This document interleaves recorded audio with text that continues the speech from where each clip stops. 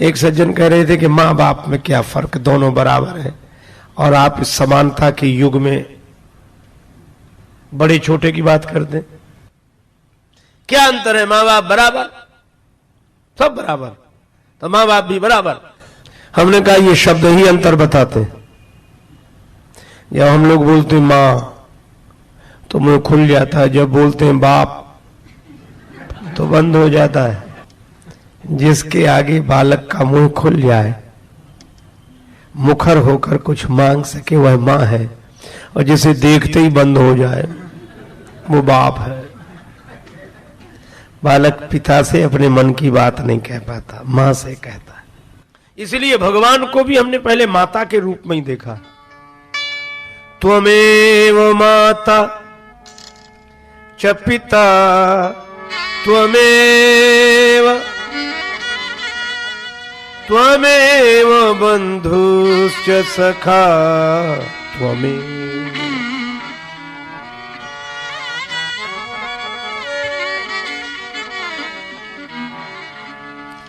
और भगवान से पूछा गया कि हमने आपको माता कहा, पिता कहा, बंधु कहा, सखा कहा, आपको इन सब संबोधनों में कौन सा अच्छा लगा? भगवान बोले हमें तो एक ही संबोधन तुम्हारे द्वारा दिया गया अच्छा लगा, महतारी। तो भगवान को भी माँ के रूप में देखा है और भगवान ने ये संबंध स्वीकार किया। हमारे यहाँ माँ की बड़ी महिमा है, और खासकर इस देश में भारतवर्ष की यही विशेषता है, मातृत्व प्रधान है। परमात्मा को भी माता के रूप में देखा और हमने राष्ट्र को भी माता के रूप में देखा। यही देश है जहां गंगा माता, गौ माता, गायत्री माता, पृथ्वी माता के साथ साथ भारत माता की जय बोली जाती है। भारत को भी माता के रूप में देखा। दुनिया में और भी देश हैं, आपने कभी चीन माता की जय सुनी? जापान माता, पाकिस्तान माता, भारत माता। क्योंकि हमारी अपनी सोच है, माता की महिमा है। यहां तक कि आदि कवि महर्षि वाल्मीकि, ब्रह्मर्षि वाल्मीकि जी कहते हैं कि राम जी का चरित्र महान है, इसमें कोई संदेह नहीं, पर सीता यास चरितम महत्। श्री सीता जी की महिमा राम जी से भी अधिक है। इस युग के अनोखे और अपने आप में अद्भुत संत स्वामी श्री विवेकानंद जी ने कहा था कि श्री राम जैसा आदर्श उपस्थित करने वाला कोई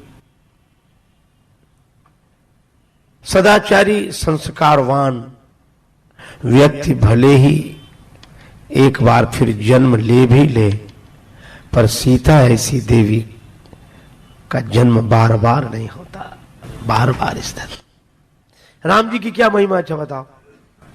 एक कवि ने बड़ी अच्छी बात कही, लंका में सताते रहे क्रूर आतताई वृंद, श्री जानकी जी को लंका में सताते रहे क्रूर आतताई वृंद, बाल किंतु चिंता की कृपा की ना कृपान की।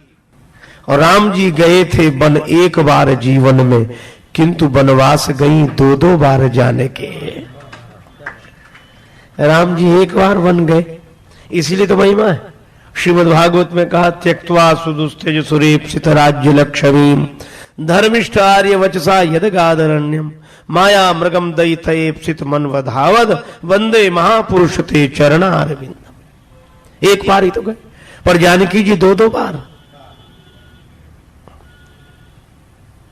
और दूसरी बार वाल्मीकि जी के आश्रम में। श्री जानकी जी वट वृक्ष के नीचे विराजमान है, नतक ग्रीवा मिलान मुखा वैदेही को देखकर ग्राम में ललनाओं के मन में स्वाभाविक परिचय जानने की लालसा हुई। वे श्री जानकी जी के पास पहुंची। अरे इन्हें तो पहले भी देखा है, ये वही तो नहीं जो पति देवर के साथ इसी मार्ग से वन गई थी। क्या इस विचारी का वनवास अभी तक पूरा नहीं हुआ? परिचय पाने के बाद श्री जानकी जी के वन आने का कारण पूछने पर जब उन्हें ज्ञात हुआ कि श्री राम जी ने उनको वनवासिनी बना दिया है, न्याय व्यवस्था के चलते। तो उन ग्राम में ललनाओं ने जो बात कही वो बड़ी अद्भुत है। कैसे के याद करी दुनिया, किसी भक्त कवि ने भोजपुरी बोली में यह भावाभिव्यक्ति की है। कैसे के याद करी दुनिया, जब राम ही लोक की लीक मिटाई ले। राम जी ने लोक मर्यादा नहीं रखी और लोक लीक वही मिटाएंगे तो दुनिया उन्हें याद कैसे करेगी। श्री सीता जी ने कहा कि उन्होंने राजा का धर्म निभाया। वे देवियां बोली राजस धर्म निभैले, भले रचिको नहीं दंपति प्रेम निभैले। राजा का धर्म तो निभा पर दाम्पत्य प्रेम का निर्वाह नहीं हुआ। क्यों? का संग रहे सुख में दुख में, पति और पत्नी अस वेद बतैले। तो गड़बड़ी क्या हुई? वे ग्राम में ललनाएं बोली ये कि एक दिन राम जी को वनवास हुआ था, आपको नहीं। ओ बन गईले तो तू बन गईलू, और तू बन आईलू तो वो काहे ना आईले। राम जी के वनवास में आप शामिल हो गई।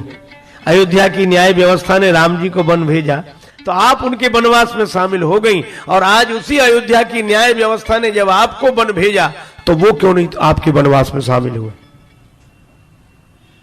श्री जानकी जी के पास इसका कोई उत्तर नहीं था, पर माता वैदेही ने दोनों हाथ अपने कान पर रख लिए कि मैं श्री राम के विरुद्ध एक शब्द भी नहीं सुनूंगी। देवियां बोली विरोध तो हम भी नहीं कर रहे क्योंकि राम जी विरोध के लायक नहीं, महान है, उनकी अपनी मजबूरी, अपनी महानता। लेकिन जो लगा सो कहा। चलो वाल्मीकि जी से फैसला करा। महर्षि वाल्मीकि जी के पास गई। वाल्मीकि जी ने दोनों की बात सुनी तो बोले राम हो या रावण हो, बलि चाहे बामन हो, यश अपयश शेष जग में रहेंगे। और जब जब चर्चा चलेगी श्री राम जी की, सियाजू की महिमा में तृण के सम बहेंगे। आगे आगे राम सदा पीछे पीछे सिए चली, अब आगे आगे सिए राम पीछे ही रहेंगे। राम सीता कोई ना कहेगो, सब सीता राम सीता राम कहेंगे।